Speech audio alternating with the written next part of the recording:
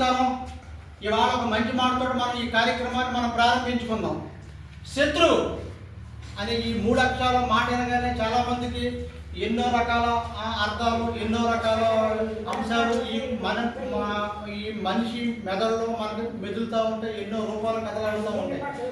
మనం చెప్పిన పని ఎవరికైనా ఒక పనిని మనం ఆదేశిస్తే ఆ పని వాళ్ళు చేయలేదని వాళ్ళ మీద మనం కోపం పెట్టుకోవచ్చు, వాళ్ళు మన శత్రువుగా చూడవచ్చు. లేదా వాళ్ళు మనకి ఏదో చిన్నది వ్యతిరేకంగా చేశారని వాళ్ళు మన శత్రువుగా చూడవచ్చు. ఇంకోటి ఇలా ప్రతిరోజు మన దైనందిన జీవితంలో శత్రువు అనే పదానికి మిత్రుడికి ఎంత ప్రాముఖ్యత ఉంటుందో శత్రువు కూడా సమానమైన ప్రాముఖ్యత ఉంటుంది.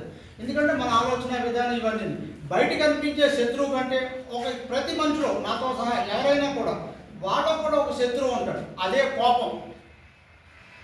ఆ కోపాన్ని మనం తగ్గించుకోగలిగితే, ఆ శత్రువుని మనం కంట్రోల్ చేసుకోగలిగితే మనకన్నా మించిన గొప్ప మిత్రుడు ఇంకెవరూ ఉండరు. ఈ బయట కనిపించే శత్రువుల కంటే ఈ లోపల ఉన్న మనిషి మనల్ని పరిపరి విధాలుగా ప్రేరేపించకుండా చక్కగా సన్మార్గంలో నడిపించి మన జీవితాన్ని, తద్వారా మన చుట్టూ ఉన్న వాళ్ళని కూడా చక్కగా నడిపించగలుగుతారు.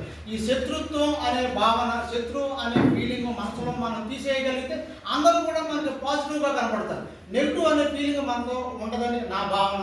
ఇకపోతే ఆర్టీఐ ప్రొటెక్షన్ కౌన్సిల్ ఆధ్వర్యంలో భీమవరం వృద్ధులాశ్రమాన్ని మేము గత 13 సంవత్సరాలుగా నిర్వహిస్తున్నాం. అలా అని మా దగ్గర భిక్షాటైన ఆస్తులు కానీ మా దగ్గర ఏమీ లేవు. కామన్ మ్యాన్, సామాన్య మధ్యతరగతి కుటుంబాలకు చెందిన మనుషులు. నా పేరు రవికుమార్, వీరి పేరు రాజు. మా స్నేహితులు మేమిద్దరం కలిపి 13 సంవత్సరాల క్రితం ఈ వసతి భవనాన్ని తీసుకుని ఈ ఆశ్రమాన్ని స్టార్ట్ చేసాం. ఒక మనిషితో స్టార్ట్ చేసాం. అలానే వీళ్ళ పేరు చెప్పి మార్కెట్లో చందాలు వసూలు చేయడం కానీ, ఇంకోటి చేయడం కానీ ఏది లేదు.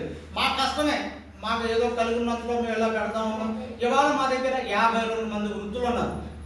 ఇవాళ 2 పిల్లలు పెంచడానికి చాలామంది మొక్కలేసేస్తూ ఉంటారు, తలకిందులుగా తపస్సు చేస్తూ ఉంటారు. 50 మంది మాటల రకరకాల ఆలోచనలు, రకరకాల మా దగ్గర ఉన్న ఈ డినామినేషన్ చూస్తే చాలా అగ్రికల్చర్ లేబర్ దిగువ స్థాయి ఉన్న ప్రజలను మేము పెట్టుకున్నాం. 1-2 కార్యక్రమాలు మంచాల్లో అయిపోయినా కూడా మేము సాకరి వాళ్ళు చేస్తూ ఉంటాం. మెడికల్ కూడా మాకు ఉన్నంతలో మేము ఒక డాక్టర్ని ఎంగేజ్ చేసుకున్నాం. ఆర్ఎంపీ డాక్టర్ గారు ఈ తాడేరు అనే ఊర్లో ఆయన వస్తారు. ప్రతిరోజు ఉదయం సాయంత్రం ఖాళీ ఉన్న సమయాల్లో వచ్చి ఆయన వైద్యం చేసి వెళ్తారు. చక్కగా మేము ఉన్నంతలో చక్కగా ఇటువంటి కార్యక్రమాలు చేస్తాం. ఇది కూడా మాకు వసతి బిల్డింగ్, ఇది అంతా వసతి ప్రాంగణం. ఒక ఆయన మేము అడిగాం, ఆయన దయతో మాకు ఈ బిల్డింగ్ ఇచ్చారు. ఆయనకి ధన్యవాదాలు. ఎప్పుడైనా సరే మేము ఈ వసతి ప్రాంగణాన్ని మేము ఖాళీ చేయాలి. ఖాళీ చేసిన పరిస్థితి వీళ్ళందరినీ ఎక్కడ పెట్టాలి ఏంటో మాకే అర్థం కాదు. ఎవరైనా సరే ఈ వీడియో చూసిన వాళ్ళు ఎవరైనా సరే మాకు మేము కూడా సొంత బిల్డింగ్ కట్టుకోవాలని, ఒక ప్రాంగణాన్ని ఏర్పాటు చేయాలని మాకు కూడా ఒక తలంపు. ఎందుకంటే మా శక్తి సామర్థ్యాలు సరిపోట్లా. కనీసం ఈ ఏరియాలో ఎక్కడైనా 2 ఎకరాల దైవాల ప్రభువులు ఎవరైనా సరే ఈ వీడియో చూసిన వాళ్ళు ఎవరైనా సరే మాట్లాడు. మేము మరింతగా సేవ చేయడానికి, మరింతగా ముందుకు వెళ్ళడానికి ఇటువంటి వాళ్ళకి మరి ఎంతో మంది ఇప్పటిదాకా మా ఆశ్రమం పెట్టిన దగ్గర నుంచి చాలామంది 2 డిగ్రీలు ఎక్స్ట్రా కడితే కాలం చేస్తూ ఉంటారు.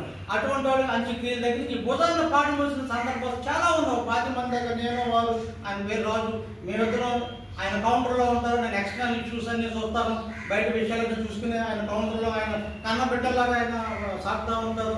ఇటువంటి కార్యక్రమాన్ని మేము చేస్తూ ఉన్నాం. ఇవాళ మన ఆశ్రమానికి ఒక ప్రత్యేకమైన రోజుగా మనం ఇవాళ చెప్పవచ్చు. ఎందుకంటే కనుమూరు రఘురామకృష్ణరాజు వారు ఉండి శాసనసభ్యులు, వారు జన్మదినోత్సవం సందర్భంగా వారి టీము మాకు ఇక్కడ ఇవాళ ఈ భోజనాది కార్యక్రమాలన్నీ మాకు ఇవాళ ఏర్పాటు చేశారు.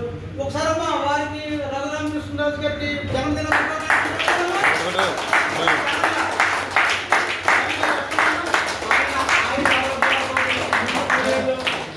జీవించాలని మేము కోరుకుంటా ఉన్నాం. ఆయన వృత్తి అనగా ఇవాళ ఆయన ఇండస్ట్రియలిస్ట్గా ఉన్నారు, ప్రవృత్తిగా రాజకీయాల్లో కూడా ఉన్నారు, 2 శాసనసభ్యులుగా ఉన్నారు.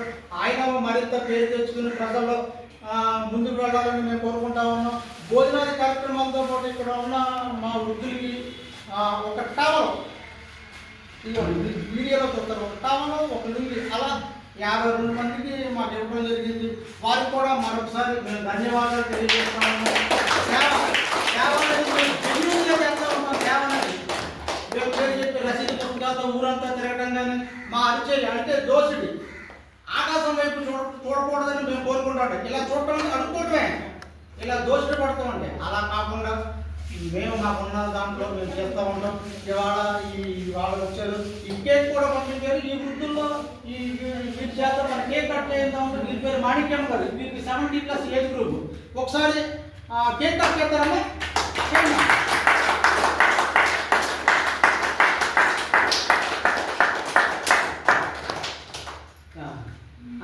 ముక్క వీరికి ఎవరికన్నా పెట్టినమ్మా, వారికి పెట్టండి, తినిపించండి అమ్మా.